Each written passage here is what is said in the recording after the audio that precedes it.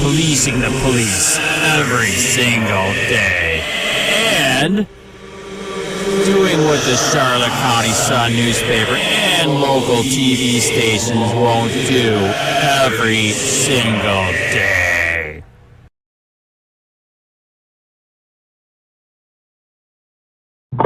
Lee County Sheriff's Office, this is Mackenzie. How can I help you?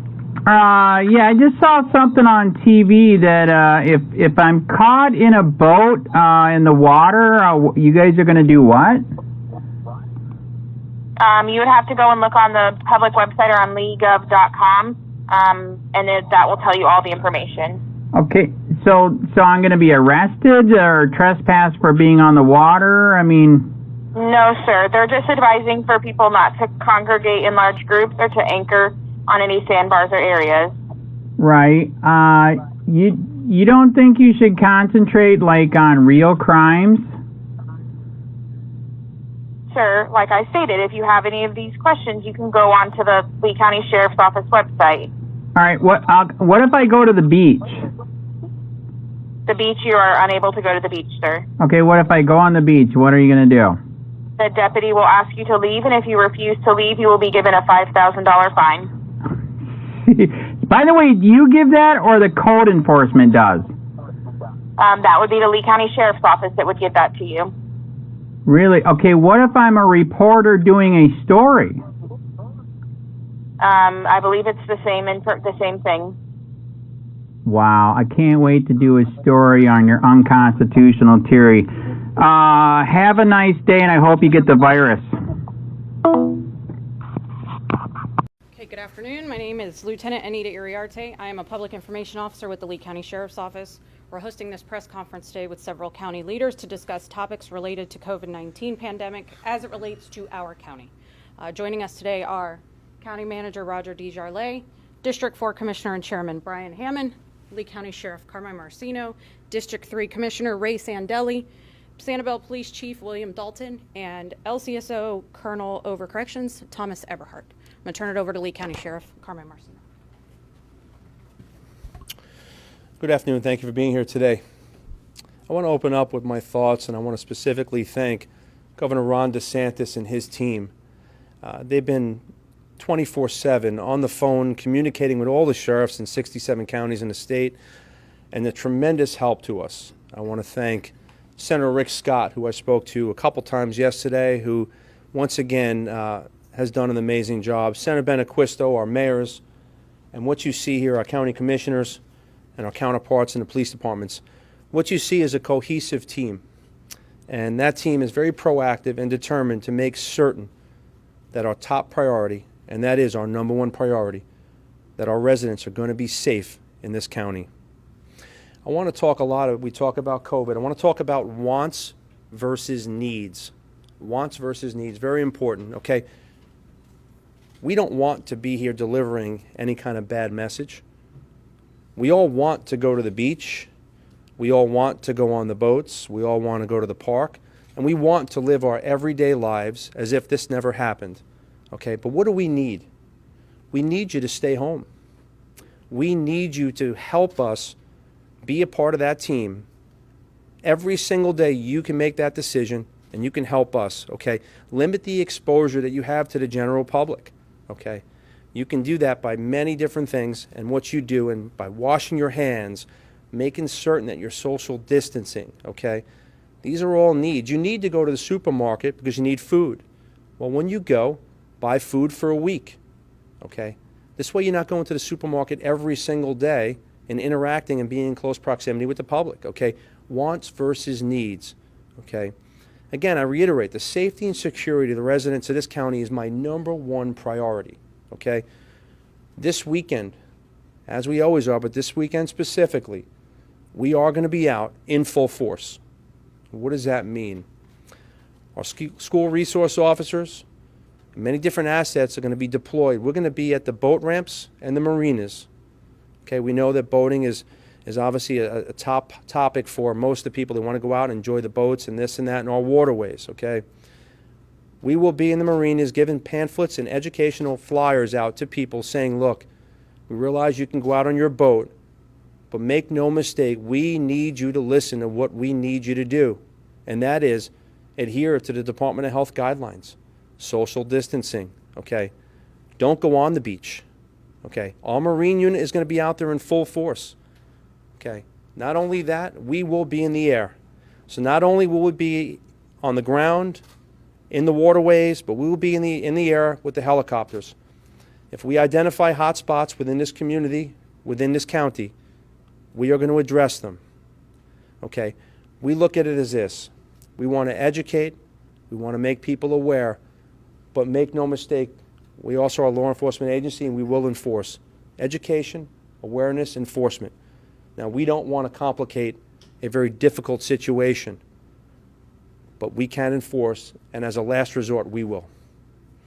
Again, this cohesive team I applaud so much because I can tell you, I don't think anybody here has slept. It's been constant communication. We are working so hard to ensure that we do everything possible to make this county the safest and greatest place. But I need the public to help us. In the end, the decisions that are made, the public will dictate how we make those decisions. If they don't adhere to the guidelines and the rules, and they want to do things that are not in what we need them to do, meaning they want to congregate in groups of 10 or more, they want to pay no attention to social distancing, they want to rack up 10, 12 boats and go back to life as normal, okay? In the end, they'll make the decision for us, okay? We want you to go back to your everyday lives, but first, we need you to stay home and stop the spread of this virus. We will get past this together. No matter what the challenge is, I can tell you that this team is ready, we are proactive, and we have plans in place that will ensure the safety of our residents. We will get past this. I'm going to turn it over to our chairman, Commissioner Brian Hammond. Thank you very much, Sheriff. I can't tell you how grateful we are in Lee County for your leadership, Sheriff, for your men and women who support us, by the way, and keep us safe. We're really grateful for your message. Thank you. Folks, it's pretty simple as you're starting to think about what to do and how to live your life right now in this new normal that we're facing.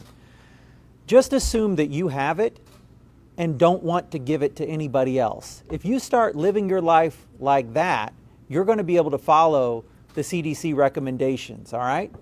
So again, like the sheriff said, start to think about before you ever leave the house, is this a necessary trip? Do I really need to go out and do this? I've talked to folks who said, well, I went down to the home improvement store and bought a can of paint because I wanted to do something while I'm home alone. That's not a good idea right now. Painting your bedroom could hold off for another month. That unnecessarily exposes you to people at that store that you don't need to be exposed to. So really start to think about that. You know, I'm concerned about your health. I'm concerned about your safety.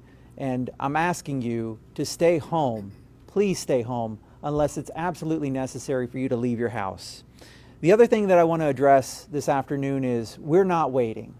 We are not waiting to make any decisions about how to protect this community.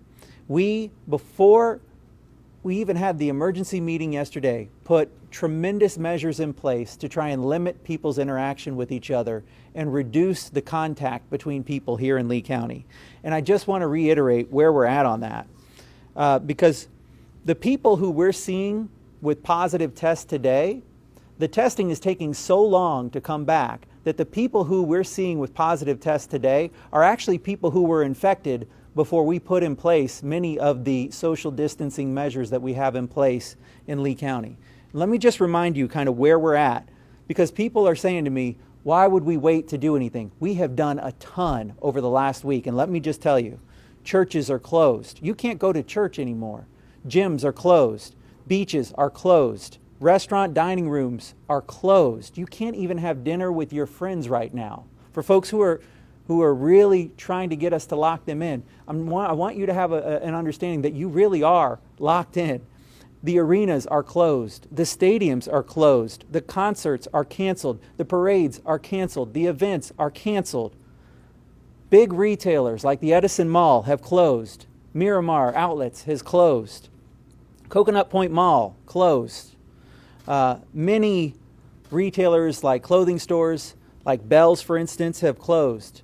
Target and Publix and Walmart are all opened with modified hours. Walmart, who used to be open 24 hours a day, is now operating with modified hours. Head Pins and Bowlands are closed. Dave & Buster's is closed. Game Time is closed. Smuggler's Cove Mini Golf is closed. Jungle Golf is one of those that remains open, and so does Castle Mini Golf. But that is an area where some folks believe you could keep 6 feet apart if you're by yourself out on those golf courses. Think about this. The movie theater is closed. You can't even go to a movie right now.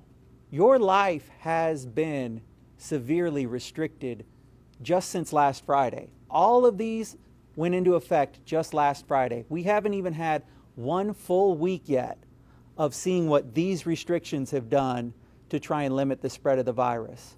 Because like I said, the testing is taking so long to come back.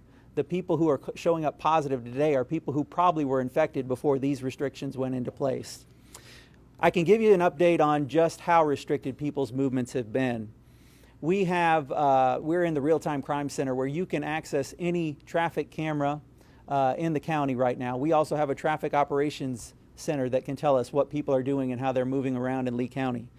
One intersection that I can pull and tell you about, Colonial and Summerlin. I think anybody who lives in the Cape knows Colonial and Summerlin is a extremely busy intersection. The traffic counts are down 56% at that intersection today, okay? People are not moving around. Our Lee-Tran bus ridership is down 41%. The toll plazas are down 40%. We know that the beaches hotel occupancy is down 80%. We know that county-wide hotels occupancy is down 69%. And we also know this, that at Southwest Florida International Airport, the one we all call RSW, last Saturday, after we made the announcement that the beaches are closed and the spring break party is over, we had a mass exodus. We were the 6th busiest airport in the entire United States for people leaving. This is March, our prime tourist season, and we saw a mass exodus in one of the busiest airports in the nation of people leaving. Your life has been significantly restricted. And even on top of that, even with all those closures in place, I'm still asking you, if you're thinking about having your buddies over this weekend, don't. If you're thinking about hosting that card game in your house, don't. Really just try to limit your interactions to people who you live with in your house. Just for right now, we really need you to get that serious. And so with that, I just want to finish with thanks to the sheriff who will be out there monitoring the boating activity.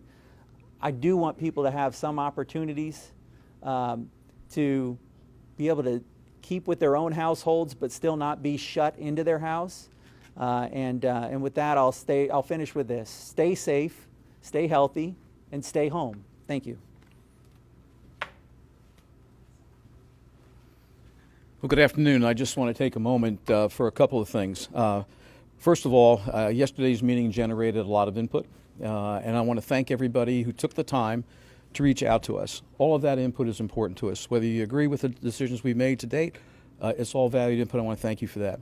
Secondly, the sheriff talks about the team that's up here.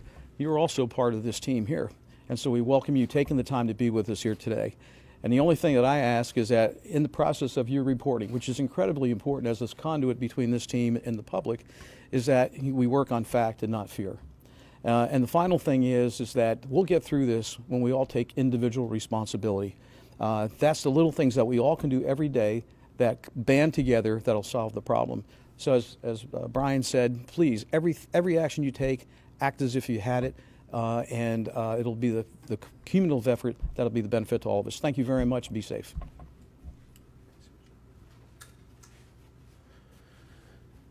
We want, most importantly, people to understand not to panic, but to listen to what we're saying to them. Pay attention, and there is no I in team, but the citizens have done a great job helping us get where we are here today. And with our message today, we ask that they help us get even further and make sure they're safe and listen to what we're telling them. With that, I'll take some questions. You're talking about you're going to be monitoring the water, but what if you find a boat party of 15, 10 people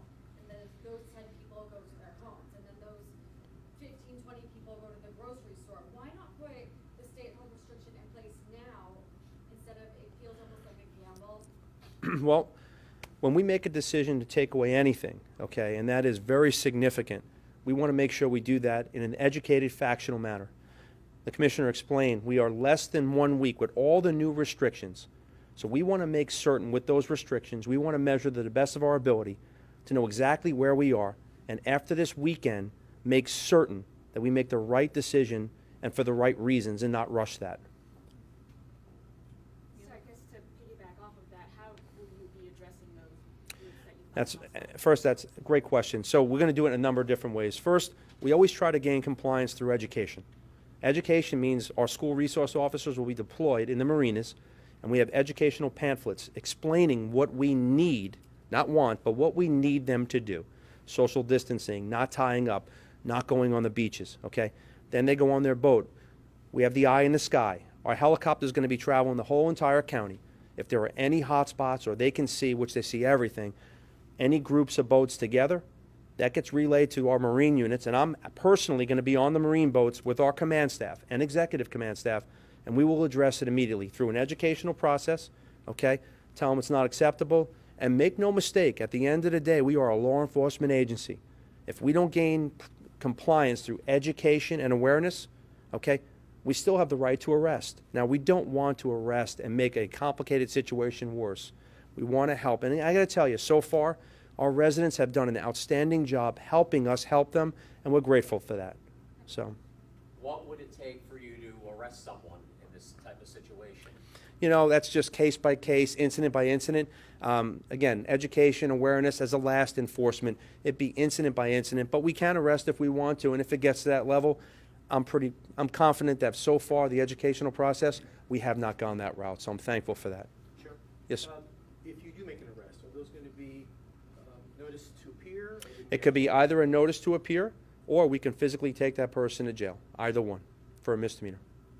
Speaking of jails, have any changes been made to procedures at jails to protect inmates and correction officers from COVID-19? I'm going to let my colonel speak about that, but just to touch on that quickly, our population is about 1,400, give or take. When it's usually about 1,600, we've taken a major amount of steps to make certain that our residents are safe, our jail population is safe. Very important. Colonel, would you like to answer that question? Yes, sir. Yes. Thank you, Sheriff. Let me just preface by saying that currently we do not have any inmates in our custody. We have 3 facilities that have tested positive for COVID-19. We have had numerous inmates, probably 3 or 4 that have come in, claim that they were with somebody, a roommate, mother that had it. So of course, out of precaution, we will isolate those individuals, we will test them, and I think we've had 3 that have come back negative. One was actually released into the public, and the public health department is following at this time. A couple things we have done proactively. We have actually worked with our local law enforcement agencies to limit those that are coming into our facilities and just make sure that they are a threat to the society that they're in, the community. We don't want people that are in here for trespassing if we can find another alternative to them. And we're trying to NTA anybody we can just to keep our jail population down. And so far it's been pretty good. Our population, as the sheriff said, is down to about 1,400, whereas normally it's about 1,600. We've also, we're going to, as of 5 o'clock tomorrow, we're going to move our intake process to the Ortez site facility. That's a newer facility, it's larger. We have the ability out there to isolate certain individuals for a 14-day quarantine period. The officers working that area will actually have protective gear, masks, to cover that area until we can clear them for general population. So that's the best we can do. Of course, that at some point that can get filled up, but we have other contingency plans in place. Like I said, each day is something different. Colonel, where's the intake now? Intake's downtown jail. Correct. Are you planning on releasing inmates with chronic illnesses from the medical wing? We are currently working very hard with the state's attorney and the public defenders. We have a list of individuals that are actually in our infirmary. The individuals I talked about earlier that actually claimed that they may have been in contact, we do isolate them to the infirmary. We have 7 cells that are negative pressure, and we'll put them in those areas until we can clear them. But we also have some individuals in that area that are very susceptible to being can get the COVID if it's exposed. If we get that first case that comes into our jail, these are individuals that are 60 and above. A lot of them have respiratory issues. They have underlying diseases, cancer. One is actually on hospice care while they're in the facility.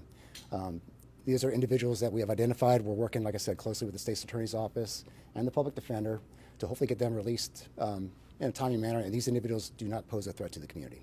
One individual is in here on a $2,000 bond. So if that person had $2,000, they'd be out. But because of that monetary limitation, they're stuck in our facility. So those are the ones we're trying to pursue. And we also have a list that we're working with the State's Attorney's Office and the Public Defender's Office on other individuals that we think are no threat to the community that are just in here just taking up space when we can use these areas for isolation cells if it did hit our facilities. Because we have to protect our officers, our staff. Could be released?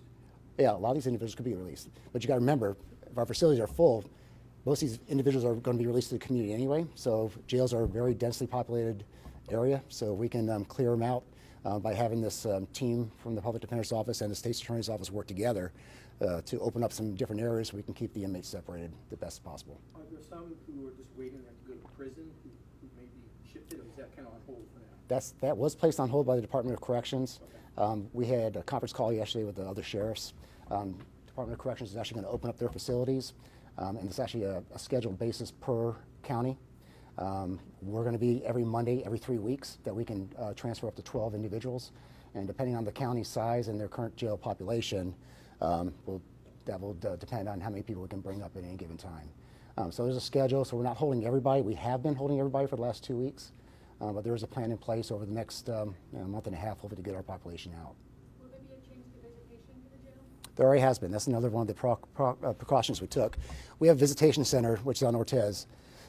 Basically, all family members and friends can come into that facility. The video is done by visitation, by video means, but they are very closely put together, those booths.